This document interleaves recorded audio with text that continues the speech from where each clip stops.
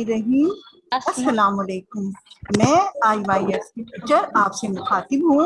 उम्मीद करती हूँ कि आप सब खैरियत से इंशाअल्लाह। आज की तदरीस से मुतालिक कुछ हिदायत हैं जिन पर अमल कीजिए। रफ कॉपी और पेंसिल अपने साथ रखें। दौरान तदरीस में आने वाले सवालात लिखते रहें। आपके तमाम सवालात के जवाबात आखिर में दिए जाएंगे। आपको मेरी आवाज आ रही है? आज हम जमात शशुम का सबक हम पढ़ेंगे और समझेंगे। आप सब आफाक सन सीरीज नया एडिशन की शशुम जमात की किताब का सफ़ा नंबर 1 खोलिए। हम बच्चों, हम कहते हैं अशआर की सूरत में अल्लाह ताला की बुजुर्गी, बड़ाई और शान को बयान करते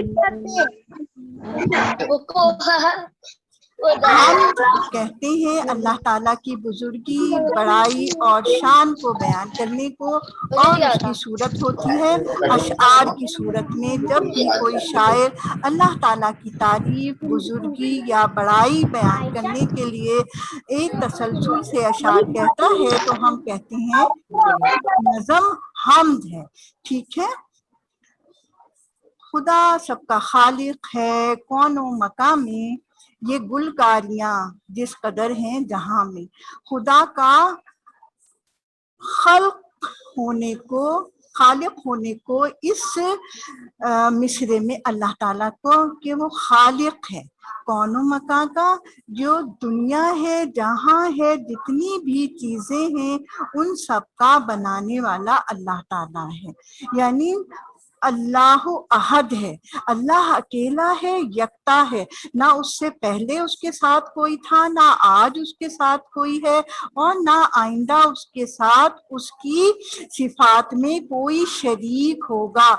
इसको बेटा बहुत अच्छी तरह बच्चों समझ लो कि खुदा के कामों में कोई शरीक नहीं, वो ला शरीक है। बच्चों, सबसे बड़ा गुनाह ही शिर्क है। वो तमाम गुनाहों को माफ कर देगा, शिर्क को माफ नहीं करेगा। लिहाजा हम ये बहुत अच्छी तरह जान लें कि कुल हुवल्लाहु अहद, लम यलिद वलम यूलद, ना वो उसका कोई बाप है ना कोई उसका बेटा है। कुफुवन अहद, वो अपनी जात में यकता है, अकेला है।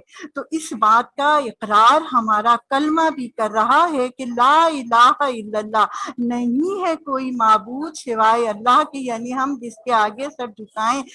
अब सर क्यों उसके आगे झुकाएं? क्योंकि वो खालिक है दुनिया और आसमान का, यानी कुल कायनात, जितनी कहकशाएं, जितने सैयारे, सितारे, जमीन, सब का मालिक अल्लाह ताला है। यानी सब का बनाने वाला अल्लाह ताला है। इस पूरे निजाम कायनात को चलाने वाला अल्लाह ताला है। यानी काला पहाड़, उस पे काली चूंटी और अंधेरी रात, वो भी उसको देख रहा है और उसको वहां पे रिस्क पहुंचा रहा है। तो इसका मतलब है बच्चों कि वो खुदा ऐसा है कि मालिके कुल है, मुख्तार कुल है, सब खुदाई उसके इख्तियार में है, सब की खलकत उसने की है कि खुदा सबका खालिक है। कौनो मकाम, यानी दुनिया में जो भी आपको मखलूक नजर आती है, वो जिन्नो इंसो, फरिश्ते हों जिन्हें हम नहीं देख सकते, पहाड़ हो, दरिया हो, जितनी भी तख्लीकात हैं उन सब का खालिक बनाने वाला कौनो मकान में, यानी इस जहान में और जो वो जहान उसके ऊपर आसमान से भी ऊपर है, वो सब का खालिक है, उसका बनाने वाला है, उनको पैदा करने वाला है और चलाने वाला भी है। ऐसा नहीं है कि अल्लाह ताला ने एक कायनात बनाई और उसको भूल गया, ऐसा बिल्कुल नहीं है। उसने एक कायनात बनाई और उसको मुसलसल चला रहा है। गोया मुख्तार कुल का मतलब यहाँ पे मुकम्मल होता है कि वो बनाने वाला भी है और चलाने वाला है। ये गुलकारियां जिस कदर हैं जहां में, गुल फूल को कहते हैं, कारी बनाना। अब یہ گلکاریاں امی کو دیکھا ہے کبھی سادہ کپڑا ہوتا ہے اور اس پہ پھول بوٹے پہلے ٹریس کرتی ہیں، پھر دھاگے اس میں بھرتی ہیں، رنگین دھاگے، تو وہ سادہ کپڑا کتنا خوبصورت ہو جاتا ہے، اسی کو بچوں گلکاری کہتے ہیں۔ اسی کو آپ یہاں پہ سمجھیے کہ یہ گلکاریاں جس قدر ہے جہاں میں، جہاں کہتے ہیں دنیا میں، یعنی جتنے پھول بوٹے، اب باغات ہیں، جنگل ہیں، بڑے بڑے درخت ہیں، چھوٹے چھوٹے پودے ہیں، یہ سب جہان کو، دنیا کو خوبصورت بنانے کے لیے ہیں، اور یہ سب کا خالق، اب پہلا لفظ آپ یہ یاد رکھیے گا، خالق بنانے والا اللہ تعالیٰ کی صفت ہے، صفت ہے، یعنی خالق بنانے والا، اور بنتا کیا ہے؟ جو خلق ہوتی ہے۔ تو گویا یہ ساری جو دنیا اور آخرت ہے ایسی بدنما یا بھدی نہیں بنا دی ہے اللہ تعالیٰ نے۔ اللہ جمیل، اللہ خوبصورت ہے، یحب المحبت رکھتا ہے، یحب الجمال، کس سے محبت رکھتا ہے؟ خوبصورتی کو پسند فرماتا ہے، خوبصورتی سے محبت رکھتا ہے، تو وہ ایسے ہی کیسے بھدی بھدی سب چیزیں بنا دیتا۔ تو یہ جتنی دنیا خوبصورت ہمیں نظر آتی ہے وہ اللہ ہی کی تخلیق کردہ ہے، اور اللہ ہی نے بے انتہا خوبصورت دنیا بنائی ہے۔ اگر یہ دنیا خوبصورت نہ ہوتی تو بچوں ہمارا دل بھی نہیں لگتا۔ تو خدا نے دنیا بنائی، آسمان بنائے، کائنات بنائے، ستارے سیارے بنائے، اور یہ سب انتہائی حسین بنائے۔ اب اس کی تفصیل آگے ہے کہ فلک، چاند، سورج، یہ روشن ستارے، پہاڑ اور دریا، یہ دلکش نظارے، پہاڑوں سے گرتے ہیں پانی کے دھارے، کہ شبنم نے پھولوں کے چہرے نکھارے۔ فلک، آسمان، فلک آسمان، نظر ڈالیے آپ اپنے کمرے پر، اگر خالی دیواریں ہوتی، چھت نہ ہوتی، نامکمل، تو اللہ تعالیٰ نے زمین کو چھت عطا کی فلک کی صورت میں۔ فلک کیا ہے بچوں؟ آسمان ہے، آسمان پہ کیا ہے؟ چاند ہے، سورج ہے، ستارے ہیں۔ دن میں سورج کی وجہ سے آپ کو ستارے نظر نہیں آتے، ورنہ وہ ہر وقت موجود رہتے ہیں۔ اب سورج جیسے ہی غروب ہوتا ہے آپ کو آسمان پر چاند اور ستارے، یعنی دن کو بھی اس نے روشن رکھا اور رات کو بھی خوبصورتی عطا کی۔ کہ ہم نے پھر کہا کہ اللہ جمیل یحب الجمال، اللہ خوبصورت ہے اور خوبصورتی کو پسند فرماتا ہے، تو اس نے چھت کو خوبصورت کیا، چاند سے، سورج سے، ستاروں سے، اور زمین کو ایک چھت عطا کی آسمان کی صورت میں۔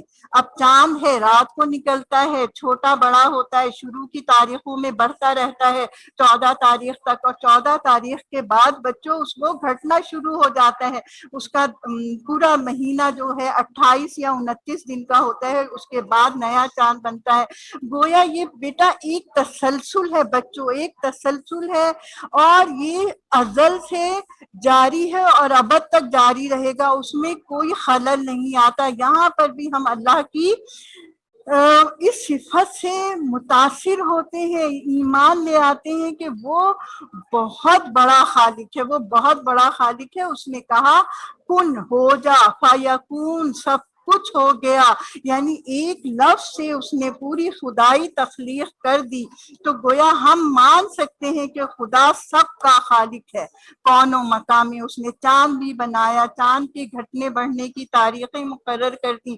جب چاند کی 14ویں ہوتی ہے، سمندر میں مد و جزر آتے ہیں، یہ بیٹا ایک تسلسل ہے بچوں، یہ پوری ایک کائنات کا ایک تسلسل ہے، نظام کا ایک تسلسل ہے۔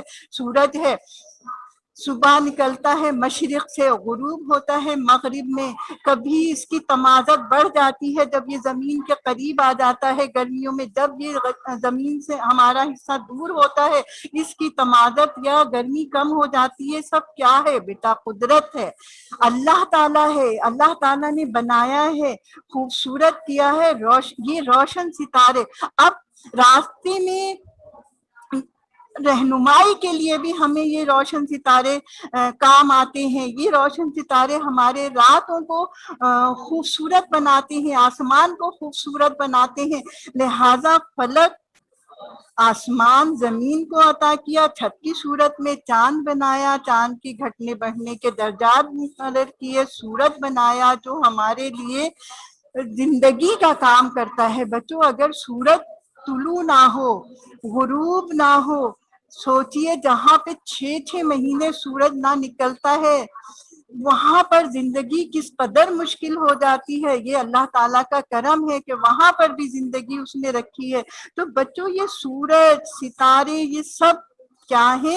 अल्लाह ताला की तख्लीक करदा है। पहाड़ और दरिया, पहाड़ कहते हैं जमीन को मीखों की सूरत में गाड़ने के लिए अल्लाह ताला ने पहाड़ तख्लीक किए। दरिया इंसानों को पानी मुहैया करते हैं, जहां पर भी हों एक पानी का तसलसल से बहता हुआ दरिया है। ये दरिया जो पहाड़ों से पानी पिघलता है, उनकी गरमाइश से उनके आबशार बहते हैं और ये दरियाओं में पानी की मिकदार बढ़ती है और ये मीठा पानी इंसानों को जिंदगी देता है।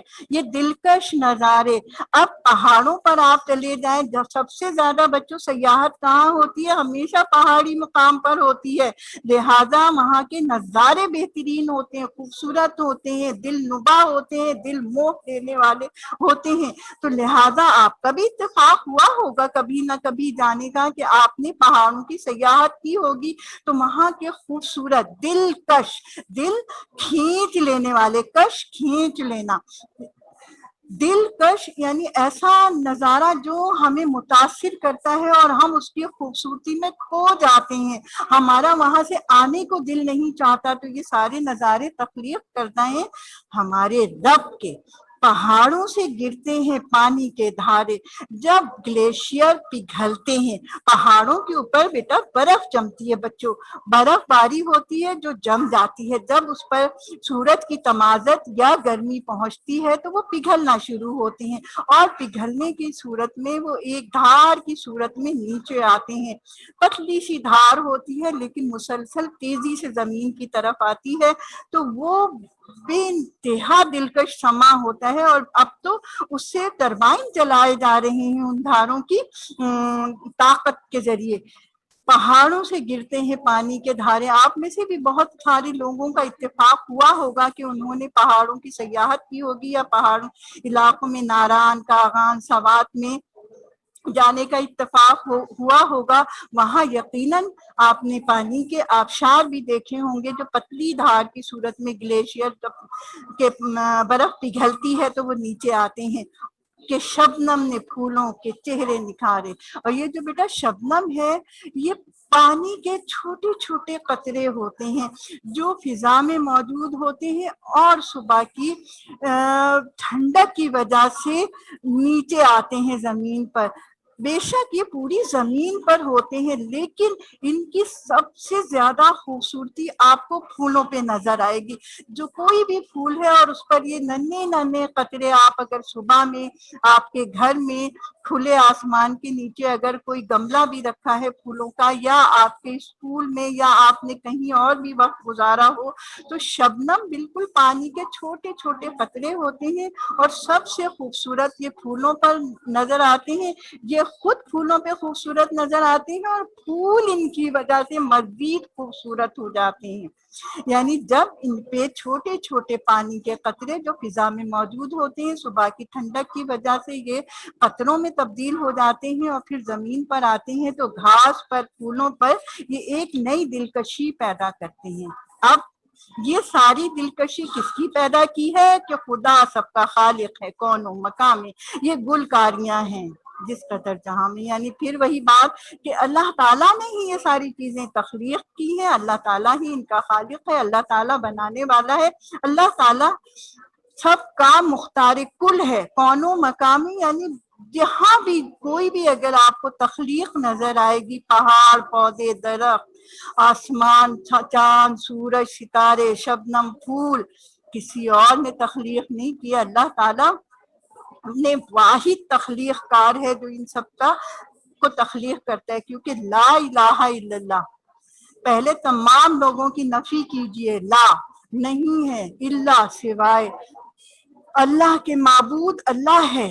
क्यों माबूद है? कि उसने ये सारे काम किए हुए हैं, लिहाजा उसी کو ہمیں عبادت کے لائق بنانا چاہیے. اس کے علاوہ کسی نے کوئی چیز تخلیق نہیں کی، نہ کسی کے بس میں ہے کہ اللہ تعالیٰ کوئی تخلیق کرنا چاہے وہ اس کو روک لے، اور اللہ تعالیٰ جس کو کوئی تخلیق نہ کرنا چاہے تو وہ اسے خود بنا دے. بچوں ایسا ناممکن ہے. تو یہ گلکاریاں جس قدر ہیں جہاں میں، یعنی خوبصورتیاں، گل پھول کاری کہتے ہیں بنانے کو، تو یہ گلکاریاں یعنی پھول اور خوبصورتی. گل کس کی علامت ہے بیٹا؟ باغ کی خوبصورتی کی، سیدھی سی بات ہے، پودے کی خوبصورتی کی. تو یہ جو خوبصورتیاں ہیں دنیا میں جس قدر بھی، وہ ان کا بنانے والا، تخلیق کرنے والا اللہ تعالیٰ ہے. خدا کی ہر ایک سمت، طرف، سمت کہتے ہیں طرف کو، جلوہ گری ہے، نظر آتا ہے. اب آپ حیران ہوں گے کہ ہم نے تو اللہ کو کبھی بھی نہیں دیکھا. اللہ تعالیٰ صرف حضرت موسیٰ علیہ السلام سے کوہ طور پر مخاطب ہوتے تھے، ہم کلام ہوتے تھے، اور یہاں سے حضرت موسیٰ کہا کرتے تھے اے رب مجھے اپنا جلوہ دکھا. وہاں سے اللہ تعالیٰ کہتا تھا کہ تم تاب نہیں لا سکتے. اب صرف یہ والی بات ہے، ورنہ عام طور پر دنیا میں کسی بھی انسان نے اللہ تعالیٰ کا جلوہ نہیں دیکھا. لیکن اب ہم یہ کہہ رہے ہیں کہ خدا کی ہر ایک سمت جلوہ گری ہے. کہ بھائی جس طرف، سمت کے معنی ہم نے ابھی پڑھے نا، بتائے کہ جس طرف یعنی چاروں طرف، مشرق مغرب شمال جنوب، آپ جس طرف بھی دیکھیں جلوہ گری ہے. وہ بذات خود نظر نہیں آتا، اپنے کاموں کی صورت میں پہچانا جاتا ہے. یہاں تک کہ بیٹا جب بچوں ہوا چلتی ہے، بارش برستی ہے، پھول پودے نئے اگتے ہیں، کیا ہے یہ سب کام خود ہو رہے؟ نہیں، کوئی نہ کوئی ذات کر رہی ہے. آپ کی چھوٹی سی بائسکل ہوتی ہے، کیا یہ خود بخود بن گئی؟ نہیں، اس کا بنانے والا تو کوئی ہوگا. لہذا یہ جو ساری چیزیں ہیں، درختوں کا اگنا، نئی کونپلوں کا نکلنا، بارش کا آسمان سے برسنا، ہواؤں کا مختلف اوقات میں چلنا، موسموں کا اپنے وقتوں میں بدلنا، کیا ہے بچوں یہ سارا کچھ؟ یہ سارا کچھ اللہ تعالی کا تخلیق کردہ ہے. ہم کہتے ہیں ہاں یہ ساری چیزیں ہو رہی ہیں تو ان کا کرنے والا وہی اللہ تعالیٰ ہے. تو گویا اللہ تعالیٰ بذات خود نہیں نظر آتا، بلکہ اپنی بنائی ہوئی چیزوں میں ہم اس کو ڈھونڈتے ہیں. اب کون کون سی چیزیں ہیں؟ کہ نوری فضاؤں سے دنیا بھری ہے، ہر ایک دشت شاداب کھیتی ہری ہے، یہ سب میرے مالک کی کاریگری ہے. اب کن کن چیزوں میں ہمیں جلوہ نظر آیا؟ نوری فضاؤں سے دنیا بھری ہے. نور کہتے ہیں روشنی کو. اب کتنی روشنیاں ہیں دن میں. آپ صبح کیسے ہوتی ہے؟ جب چاند غروب ہو جاتا ہے اور سورج نکلتا ہے تو ہم کہتے ہیں صبح ہو گئی، دن نکل آیا. اب دن طلوع ہو گیا ہے، سورج طلوع ہو گیا ہے. اب کیا ہے؟ ہر چیز نظر آ رہی ہے. اب یہ فضا کیسی ہے؟ نوری ہے، روشنی سے بھرپور ہے. 14ویں کے چاند میں آپ دیکھیں، جب چاند کی 14 تاریخ ہوتی ہے، ہر طرف آپ کو روشنی نظر آتی ہے. تو یہ کیا ہے؟ فضا، آس پاس کا علاقہ. تو نوری فضاؤں سے دنیا بھری ہے. یعنی جب ہم دیکھتے ہیں اللہ نور ہے، اللہ نور السماوات و ما فی الارض، اللہ تمام دنیا اور جہانوں کا کیا ہے؟ نور ہے. اس کے نور کا ذرا سا حصہ ہے جو ہم روشنی کی صورت میں اپنے ارد گرد اپنی دنیا میں دیکھتے ہیں. تو گویا یہاں پر ہم نے اللہ کا جلوہ دیکھا. وہی ہے نا کہ خدا کی ہر ایک سمت جلوہ گری ہے. تو یہ جلوہ ہمیں نظر آ گیا اس صورت میں. اب آگے ہے ایک دشت، جنگل شاداب ہے، ہرا بھرا ہے. کیا آپ نے دیکھا ہے کہ اس کا کوئی مالی ہے، اس کو کوئی نئے نئے پودے اگاتا ہے، اس کی دیکھ بھال کرتا ہے؟ जंगल में तो ऐसा कुछ नहीं होता, फिर भी आप जाइए तो हर तरफ हरे भरे दरख्त, फूल फल पौधे आपको नजर आते हैं। तो ये क्या है? अल्लाह ताला है, उसकी तख्लीक है, वही उसकी बनाने वाला है, वही उसको चलाने वाला है। वही उसने एक सिस्टम कायम कर दिया है कि जब बीज पौधे का सूख जाता है पौधे में तो वो नीचे झड़ जाता है। जब वो नीचे झड़ जाता है, बारिश होती है, मिट्टी मिलती है, नमी मिलती है, तो उससे नया पौधा उगता है। जी जी, ये सारा एक कुदरत का एक निजाम है कि जंगल जो इस तरह हरे भरे नजर आते हैं, ये भी कुदरत है, ये भी अल्लाह ताला है, ये अल्लाह ताला का निजाम है। और खेती हरी है। बच्चों, खेती में सिर्फ किसान पहले जमीन की गोडी करेगा, फिर उसको थोड़ा नमी देगा, फिर उसमें बीज डालेगा, फिर क्या करेगा? क्या उसका इख्तियार है कि इस बीज में से पौधा निकाल सके? नहीं, बिल्कुल वो बेइख्तियार है। किस पे भरोसा कर रहा है? अल्लाह ताला पे, कि वो इस गंदुम के बीज से गंदुम उगाएगा, चावल के बीज से इसकी चावल की फसल होगी, कपास के बीज से कपास के पौधे निकलेंगे। तो गोया जो खेती हरी है बच्चों, ये कुदरत का निजाम है कि आपने बीज डाल दिए और फिर अल्लाह के भरोसे पर आपने सब कुछ छोड़ दिया, फिर रब ही उस दाने को फाड़ता है और उसमें से पौधा निकालता है। बेटा, ये आप खुद भी करके देखिए। ये कुदरत से करीब होना, अल्लाह से करीब होने का एक तरीका ये भी है कि आप कभी एक बीज डालकर जमीन में देखिए और फिर उसका पौधे को निकलते हुए देखिए। बेइंतहा इंसान मान लेता है कि हाँ, कोई ना कोई तो है जो इन बीज को फाड़ के पौधा निकाल रहा है। ये सब मेरे मालिक की कारीगरी है। कारीगरी बेटा काम करना महारत के साथ। यानी आप देखिए, कभी भी चावल के बीज में से कपास नहीं उगेगी, कपास के बीज में से गंदुम नहीं उगेगी। ये सिर्फ उसकी महारत है कि जिस बीज का आप डालोगे पौधे का, जिस पौधे का बीज आप जमीन में डालोगे वही पैदा होगा। यानी कभी भी फल के पौधे में से अनाज और अनाज के बीज में से फल नहीं पैदा होते। यानी ये अल्लाह ताला की महारत है, अल्लाह ताला की कुदरत है कि उसने एक निज़ाम कायम कर दिया है और उस निज़ाम के तहत हमारे सारे काम हो रहे हैं। फिर यही है कि खुदा सबका खालिक है, कौनो मकामी। ये गुलकारियां जिस कदर हैं जहां में, जहां दुनिया गुलकारी खूबसूरती, यानी खूबसूरती बेइंतहा है, इंसानों की खूबसूरती है, फूल पौधों में खूबसूरती है, दरख्तों में खूबसूरती है, फलों में खूबसूरती है, रंगों के साथ। यानी कौन सा रंग दुनिया में है जो अल्लाह ताला ने नहीं दिया है? तो गोया दुनिया और आखिरत सब में आप बारिश के बाद सिर्फ एक कतरे में से सूरज की जो रोशनी गुजरती है और वो 7 हिस्सों में तकसीम होती है। कभी देखी है बच्चों आप नजारा? यकीनन आप में से सब ने किया होगा कि वो एक नीम दायरे की शक्ल होती है और उसमें 7 रंग होते हैं और वो सब वाज़े तौर पर अलग अलग होते हैं। गोया अल्लाह ताला की एक कतरे में इतनी खूबसूरती उसने रखी हुई है, तो बताइए कि पूरी जहां में हम देखते हैं कि उसने किस कदर खूबसूरतियां और दिलकशी, दिल नुमाई पैदा की हुई है। यानी हम ईमान ले आते हैं कि अल्लाह ताला जमील है और जमाल को पसंद करता है। जमीन का हर एक जरा चमका हुआ है, वो देखो कि सूरज भी निकला हुआ है, जिधर देखिए नूर फैला हुआ है, खुदा सारी दुनिया पे छाया हुआ है। जमीन का हर एक जरा चमका हुआ है।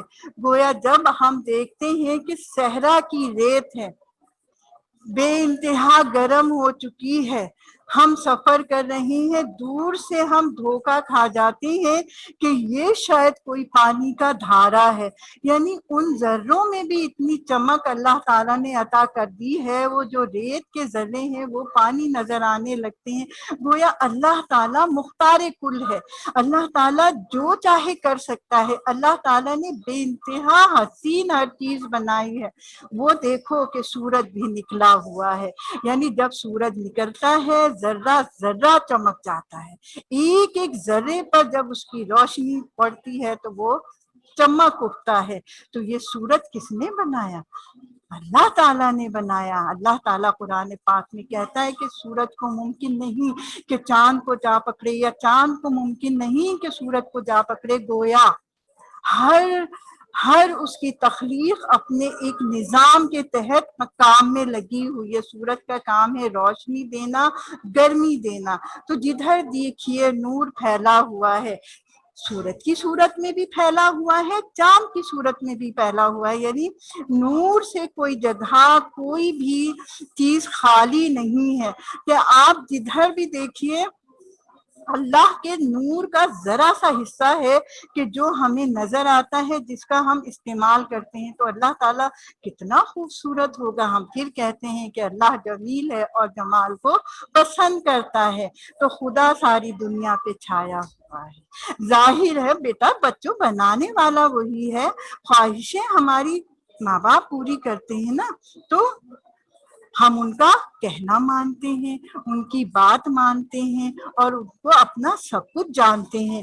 تو اسی طرح جب اللہ تعالیٰ نے ساری دنیا بنا دی، ساری دنیا کی چیزیں بنا دی، ساری دنیا کا نظام چلا رہا ہے، اور اس میں ذرا سا بھی کبھی خلل واقع نہیں ہوتا۔ جیسے ہم نے کہا کہ ناممکن ہے کہ سیب کے بیج سے آم کا پودا نکل آئے، یا آم کے بیج سے سیب کا پودا نکل آئے۔ بیٹا اس کا ایک نظام ہے، اس کی ایک کاریگری ہے، اس کی ایک مہارت ہے، اور اس مہارت کی وجہ سے ہی ہم دیکھتے ہیں کہ ہر چیز ازل سے ابد تک اسی طرح جاری رہے گی، سوائے حشر کے دن کے کہ جب وہ چاہے گا تو حشر برپا ہو جائے گا، ہر چیز تہس نہس ہو جائے گی۔ لیکن جب تک وہ نہیں چاہتا ہے، وہ اس دنیا کا اسی طرح نظام چلتا رہے گا۔ خدا سب کا خالق ہے، کون و مقامی۔ یہ گلکاریاں جس قدر ہیں جہاں میں، گویا گلکاریاں جس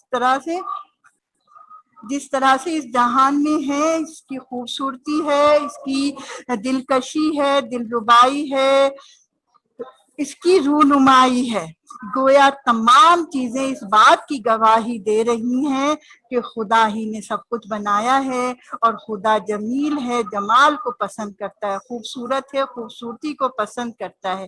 اب آپ کی اسکرین پہ بچوں الفاظ کے معنی آ رہے ہیں۔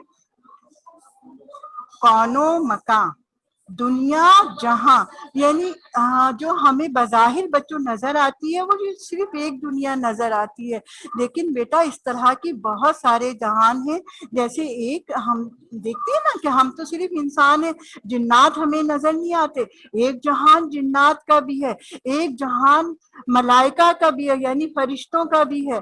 تو گویا ہم نے جانا کہ سب کا خالق ہے کون و مقام ہے، یعنی صرف ایک انسان کا خالق اللہ تعالیٰ نہیں، دنیا جہاں میں جتنی بھی چیزیں ہیں، سورج ہے، چاند ستارے ہیں، ملائکہ ہیں، جن ہیں، انسان ہیں، پہاڑ ہیں، دریا ہیں، سمندر ہیں، سب کچھ کون و مکان میں شامل ہوگا۔ یاد رکھیے، دھارا دریا کا بہاؤ، یعنی ایک تسلسل کے ساتھ ایک راستے سے اگر کوئی چیز گزرتی ہے پانی کی صورت میں، مایا کی صورت میں، ہم اس کو دھارا کہتے ہیں، یعنی اس کا بہاؤ کا ایک مخصوص راستہ ہوتا ہے اور وہ بہاؤ دھارا کہلاتا ہے۔ کاریگری یعنی انتہائی اچھے طریقے سے بنانے کو کہتے ہیں۔ تو اچھا طریقہ کیا ہوگا؟ وہی کر سکتا ہے جو ماہر ہوگا، یعنی انتہائی ماہر انسان ہی مہارت کے ساتھ کوئی بھی چیز بنا سکتا ہے۔ تو کاریگری یعنی بنانے کے حوالے سے ہے، اور کیسا بنانا ہے، ایسے انٹ شنٹ نہیں بنا دینا، انتہائی مہارت کے ساتھ دلکش چیز تخلیق کرنا کاریگری کہلائے گا۔ گلکاری کرنا، گلکاری کرنا بیٹا پھول بوٹے، گل تو ہم نے پتا ہے نا، گل کہتے ہیں پھول کو، کاری بنانے کو کہیں گے۔ تو پھول اور چھوٹے چھوٹے جو ہم موٹیو بناتے ہیں یا کڑھائی امی کرتی ہیں تو دیکھا ہے نا کپڑا کتنا خوبصورت ہو جاتا ہے۔ تو اسی طرح اللہ تعالیٰ نے بھی اسی دنیا کو بہت ساری چیزوں سے خوبصورت بنایا ہے۔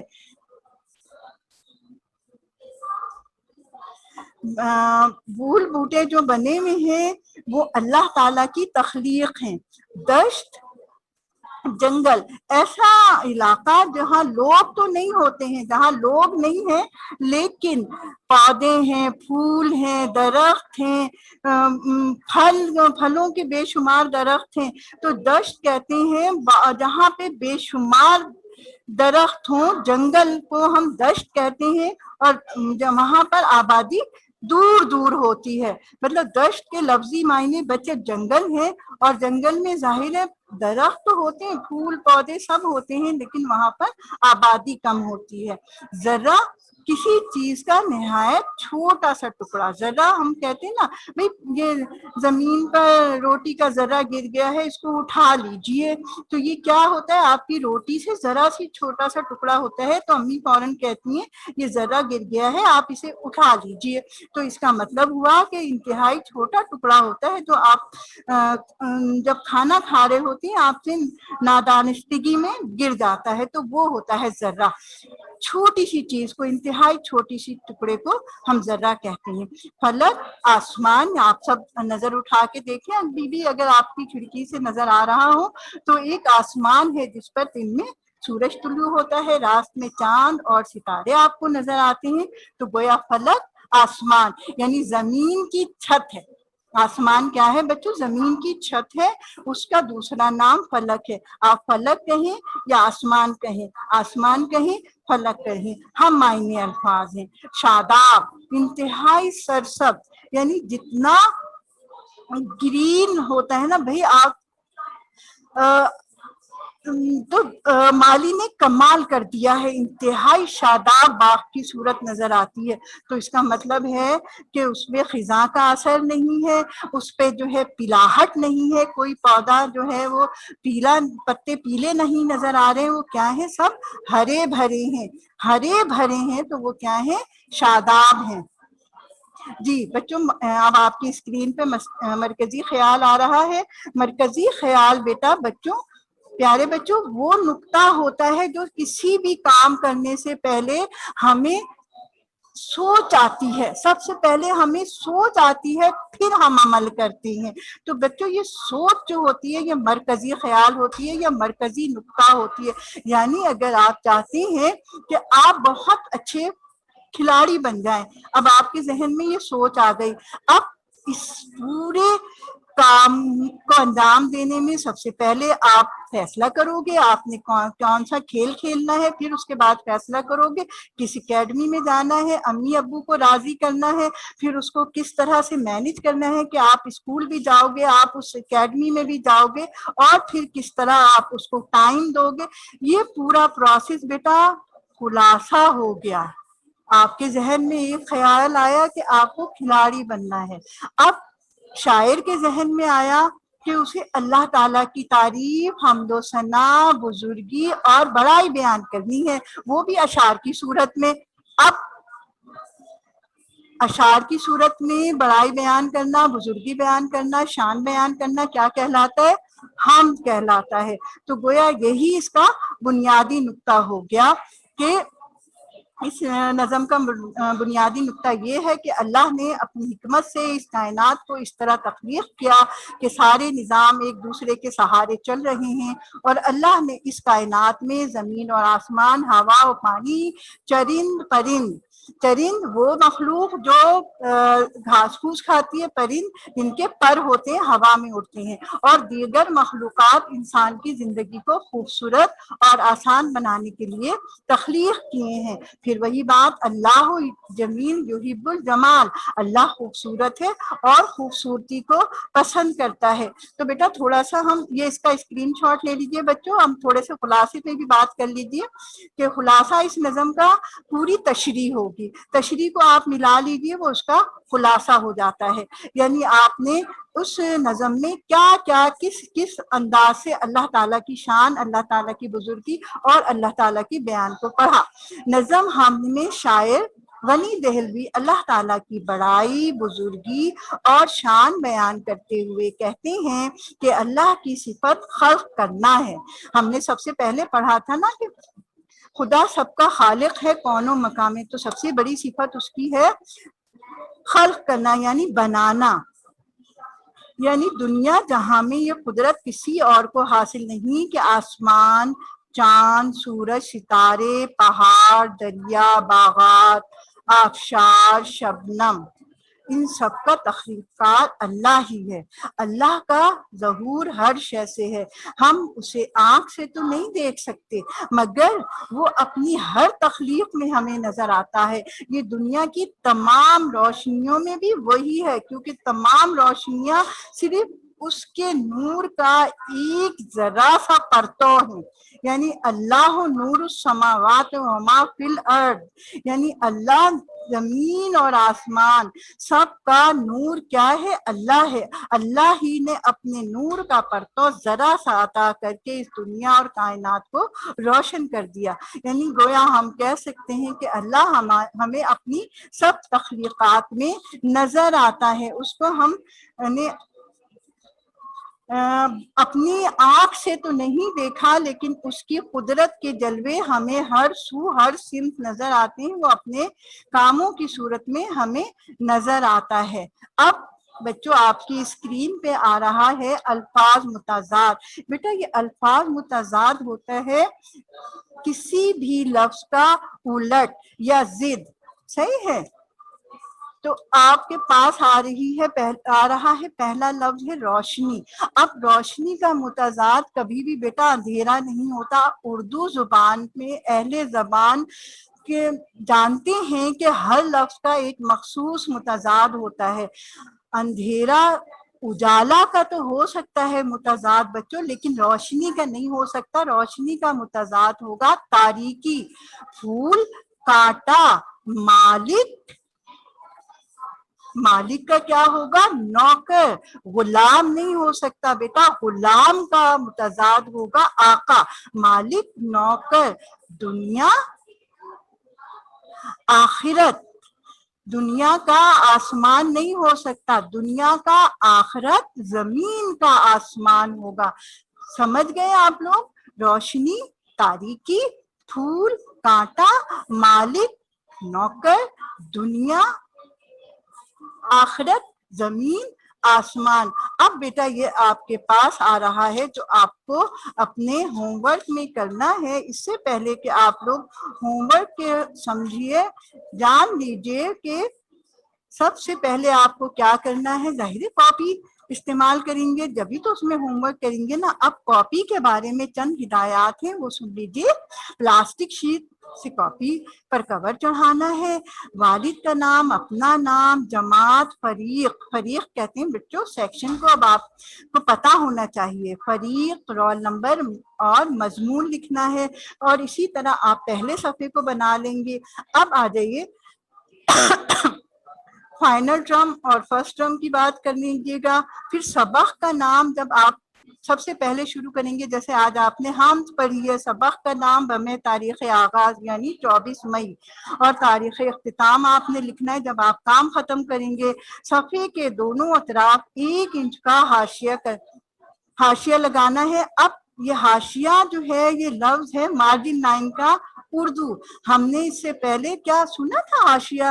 چلیے نہیں بھی سنا تھا کوئی بات نہیں، آج سے ہم یاد رکھیں گے. اردو میں جب ہم بات کریں گے مارجن لائن کی وہ ہوگا حاشیہ، کہ صفحے کے دونوں اطراف 1 انچ کا حاشیہ چھوڑنا ہے. اور جتنا بھی کام کرنا ہے بیٹا وہ پرنٹ رائٹنگ میں کرنا ہے. پرنٹ رائٹنگ آپ کو اپنی اسکرین پہ بھی نظر آ رہی ہے، آپ کی کتاب میں بھی موجود ہے. پیراگراف بنا کر کام کرنا ہے. پیراگراف بنانا کوئی مشکل کام نہیں ہے. آپ حاشیے کے پہلی سطر لکھنے سے پہلے حاشیے کے ساتھ اپنی انگلی رکھیے، ایک انگلی کا فاصلہ دے کر پہلی سطر لکھنا شروع کیجیے، دوسری سطر میں آپ فاصلہ نہیں چھوڑیں گے، دوسری تیسری اور چوتھی سطر آپ کی حاشیے کے ساتھ چلے گی۔ تو گویا آپ نے آدھا انچ، اب آپ بار بار آدھا انچ کہاں ناپنے جائیں گے، آپ اپنی ایک انگلی رکھیے اور پہلی سطر میں اتنا علاقہ چھوڑ کر اور اپنی لکھائی شروع کر دیجیے، پھر دوسری اور تیسری لائن میں آپ نے